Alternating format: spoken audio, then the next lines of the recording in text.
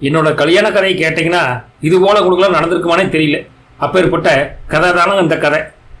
எனக்கு எதிர்த்து வீட்டில் அக்கா தங்கச்சி மொத்தம் 4 பேருங்க. அதில் பெரிய அக்கா தான் புல் பண்ணாட்டும். இன்னும் சொல்ல போனால் அவங்க தான் அள்ளிராணினே சொல்லலாம். அதுக்கேற்ற உருவம், ரொம்ப எடுப்பாக இருப்பாங்க, சிவப்பாக இருப்பாங்க, கம்பீரமாக இருப்பாங்க, லட்சணமாக இருப்பாங்க. அவள் சம்பாத்தியில தான் அந்த குடும்பமே ஓடிட்டு இருந்ததுங்க. வெறும் 5000 ரூபாய் சம்பளம் தான் அந்த பெரியக்கா கொடுப்பாங்க. அந்த பணத்தை அப்படியே கவரோட கொண்டு வந்து கொடுத்தா அதை அவங்க அப்பா அம்மா பொறுப்பா வாங்கி வச்சு அதை வச்சுதான் குடும்பத்தையே ஓட்டுவாங்க. அவங்க பெற்றோருக்கு அடுக்கடுக்கா 3 பெண்கள் இருந்தாங்க. பெரியக்கா தான் மூத்தவா. குடும்பத்துல உயிர் நாடியே அவங்க தான். அவங்களுக்கு அடுத்த பேரு புவனா. அவ அரட்டி கொள்ளாத ஒரு பூச்சி புள்ளைன்னு வச்சுக்கங்களேன். நல்லா கலகலன்னு எங்கிட்டா நல்லா பேசுவா. அடுத்த புள்ள சரஸ்வதி. அவளுக்கு படிப்பே வெல்ல. அதனால படிப்பை மூட்டை கட்டி வச்சுட்டு வீட்டோட இருந்துட்டு வீட்டுக்கு ஹெல்ப் பண்ணிட்டு இருந்தா. கடைக்குட்டி புள்ள பேரு சுகந்தி. அவ காலேஜ் படிச்சுட்டு இருக்கிறா. துருதுருன்னு அடிக்கடி ஓடி ஆடி திரிகிற ரகந்தானங்க. அவ வெடி வெடிப்பதை போல ஜாலியா பேசுவா. மாடர்னான ட்ரெஸ் பண்ணுவா. மகிழ்ச்சியா இருந்தா கிளிக்குன்னு அப்படின்னு ஒரு சிரிப்பு சிரிச்சுட்டு அப்படின்னு நக்கலா பேசிட்டு போவா. இப்ப ஏற்பட்ட எதிர்த்த குடும்பத்தை நான் டெய்லி வாட்ச் பண்ணிட்டு தான் இருந்தேன். வயது வந்த பெண்கள் எத்தனை பேர் இருக்காங்களே அப்படின்னு காலகாலத்தில் ஒரு கல்யாணம் பண்ணணுமே, நல்ல இடமா தள்ளி விடணுமே அப்படின்னு ஒரு சின்ன எண்ணம் கூட அவங்க அப்பா அம்மாவுக்கு இருப்பதா தெரியல. எப்பவுமே பரபரம் வீடு ஓடிக்கிட்டே இருக்கு. அன்னைக்குன்னு பார்த்து அந்த வீடு ஓவர் பரபரப்பா இருந்தது. என்ன விஷயம்னா, அந்த சுகந்தி காலேஜ்ல இருந்து வர்றப்பே ஒரு பையனோட ஹீரோ ஹோண்டா பைக்ல வந்து இறங்கிட்டு அந்த பையனை இறக்கிவிட்டு அந்த பையன் டாடா காமிச்சிட்டு போயிட்டான். இதை பார்த்துட்டு இருந்த பக்கத்தோடு எழுத்தோடு மேலோடு கீழோடு எல்லாமே அந்த சுகந்திய இறக்கிவிட்ட பையனையும் இவளையும் வச்சு கண்ணு காது மூக்கு வாய் எல்லாம் வச்சு கற்பனை கதைய பேசிக்கிட்டே இருந்தாங்க. இதை அவங்க தாய் பருவதம், அவங்க பேரு, அவங்க காதுவோடவே பேச அந்த பருவதம் டென்ஷன் ஆகி தா தை அப்படின்னு வீட்டுல குதின்னு குதிச்சா. சுகந்தியை பிடிச்சு உலுக்கி, யாடியவன் சொல்லு, யாடியவன், இதெல்லாம் புது பழக்கா? கல்யாணமாகாத பொண்ணு, அது கடைசி பொண்ணு, நீ அந்நிய ஆம்பளையோட வண்டியில இறங்கினா இந்த ஊர் மக்கள் என்ன சொல்லுவாங்க அப்படின்னு நைன்னு பிடிச்சி பேசுன்னு பேசினா. பதிலுக்கு அந்த சுகந்தியா, அதனால என்ன, எனக்கு அவனுக்கு கல்யாணம் பண்ணி வச்சிருங்க அப்படின்னு டக்குன்னு சொல்ல, அவ்வளவுதான். பர்வதா அந்த அம்மா ஆடியே போயிட்டாங்க. ஏமா, மூத்தவங்க 3 பேர் இருக்கிறா. அது மூத்தக்கா கஷ்டப்பட்டு சம்பாரிச்சுட்டு இருக்கிறா. இன்னும் மற்றவங்கள கல்யாணம் பண்ணாம, அது மூத்தக்காவுக்கு இன்னும் மற்ற 2 அக்காவில கல்யாணம் பண்ணாம நீ சின்ன புள்ள, உனக்கு தாலி ஏகுதா தாலி அப்படின்னு கண்டபடியில் பேசி கழுத்தை பிடிச்சு முடிய பிடிச்சு அப்படியே சோதியை தள்ளிட்டு போய் ஒரு ரூம் போல அடைச்சு கதவை சாத்தி வச்சுட்டாங்க. இது நடக்கிறப்போ சாயந்தரம் 6 மணி ஆகி போச்சு. 6:30க்குள்ள டான்னு பெரியக்கா வீட்டுக்கு வந்துட்டாங்க.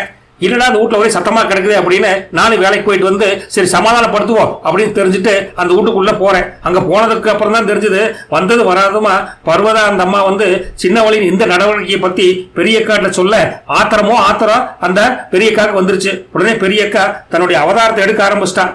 சுகந்தியை தனி ரூம்ல இருந்தால அவளை வெளியே தரதார இழுத்துட்டு கன்னத்துல பலார் அரைஞ்சா. நானும் தடுக்கிறதுக்கு எவ்வளவு முயன்று நான் நிக்கிற கூட அவ கவனிக்கல. உடனே, ஏண்டி உனக்கு எதுக்கு இந்த வேலை அப்படின்னு சுகந்திய கத்துன்னு கத்திட்டு பேச ஆரம்பிச்சிட்டான். பெரியக்காவின் வசமான வார்த்தையில வாங்கிட்டு சுகந்தி, அக்கா அங்க வாருங்கக்கா, அந்த பையன் எங்க காலேஜ் தான், அவன் மோசமானவன்லாம் கிடையாது, தவிரவும் எனக்கு அவனுக்கு காதலும் இல்ல கத்திரிக்காயும் இல்லை அப்படின்னு சத்தம் போட ஆரம்பிச்சிட்டான். பின்ன எதுக்குடி அவன் வண்டியில நீ வரணும் அப்படின்னு சொல்ல அவ பேசாம நின்னா. இதை பார்த்துட்டு, அம்மா நல்லா கேளுடி, நல்லா கேளு, மத்த கல்யாணம் ஆகாத பிள்ளைகள எங்க வீட்டுல இருக்க, இவளுக்கு கல்யாணம் கேக்குதா, கல்யாணம் இவளை முதல்ல காலேஜ் விட்டு நிறுத்தணும் அப்படின்னு பருவதா அப்படி கத்துக்கதுன்னு கத்த, நீ சும்மா இருமா நான் பேசிட்டு இருக்கிறேன்ல அப்படின்னு பெரியக்கா மீண்டும் சொல்ல அமைதியாச்சு அந்த ஊட. கொஞ்ச நேரம் கழிச்சு, அப்புறம் எதுக்குமா உனக்கு பழி சொல்ல வாங்கிட்டு அந்த பையன் கூட வந்த அப்படின்னு அமைதியா கேட்டா பெரியக்கா. உடனே, காரணமா தாக்கா வந்தேன் அப்படின்னா, என்னடி காரணம் இருக்குது அப்படின்னு அவ தனியா கூட்டிட்டு போனா. அவங்க அம்மாக்காரி கோவத்துல, என்னவோ பண்ணி தொலைங்க, நான் கோயிலுக்கு போறேன் அப்படின்னு அவ கோயிலுக்கு போயிட்டான். வீட்டுல அன்னைக்குன்னு பார்த்து நான் அவளை பார்க்க வந்தேன். என்ன அவங்க கவனிக்கல, யாரு பெரியக்காவும் சுகந்தியும் கவனிக்கல. அப்போ சுகந்தி சொல்லிட்டு இருந்தா, பெரியக்கா அவ சொல்றதை கேட்டு ஆச்சரியப்பட்டு போயிட்டா. அப்படி என்ன சொன்னான்னு பாத்தீங்கன்னா, என்னடி புதிர் ஓட்டு பேசுற அப்படின்னு பெரியக்கா சொல்ல சுகந்தி சொன்னா, ஆமாக்கா, இந்த நிலைமைய நான் தான் வேணும்னே உருவாக்குனேன். ஏன் தெரியுமா, நம்ம அம்மா அப்பா இருக்காங்களே, அம்மா அப்பா அவங்களுக்கு ஒரு பாடம் போட்டோன்னு தான் அந்த வேலையை செஞ்சேன். உனக்கு என்ன வயசு இப்போ? 30க்கு மேல ஆகிப்போச்சு. நல்லா யோசிச்சு பாரு. நீ நல்லா கஷ்டப்படுற, வேலைக்கு போற, உன்னோட வயசு பிள்ளைகள்லாம் உன்னோட கிளாஸ்மேட் எல்லாம் கல்யாணம் ஆகி குடும்பம் குழந்தைன்னு செட்டில் ஆயிட்டாங்க. ஆனா உன்னை பத்தி நினைச்சு பார்க்க அப்பா அம்மாவுக்கும் தோணல, யாருக்கும் தோணல. ஆனா உன் பணம் தான் முக்கியம் அப்படின்னு நீ மாடா உழைக்கிறதுக்கு என்ன மாடா, நீ ஒரு மனுஷி தானே.